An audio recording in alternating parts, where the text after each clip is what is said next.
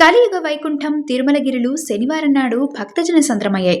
గోవింద నామస్మరణతో సప్తగిరులు మారుమోగిపోతున్నాయి. నిన్న ఒక్కరోజే ఏడుకొండల స్వామిని 73,265 మంది భక్తులు దర్శించుకోగా 39,690 మంది తలనీలాలు సమర్పించి మొక్కులు తీర్చుకున్నారు. భక్తుల రద్దీ ఎంతలా ఉందంటే ఉచిత సర్వదర్శనం కంపార్ట్మెంట్లన్నీ నిండిపోయి వెనక వచ్చే భక్తులు బాటగంగమ్మ గుడి దగ్గర క్యూ లైన్లలో వేచి ఉన్నారు.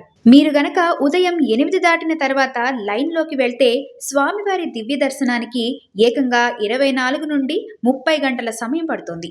అదే మీ దగ్గర సర్వదర్శనం టోకెన్ ఉంటే 5 నుండి 7 గంటలు, ₹300 శీఘ్ర దర్శనానికి 4 నుంచి 6 గంటల సుదీర్ఘ సమయం పడుతుంది.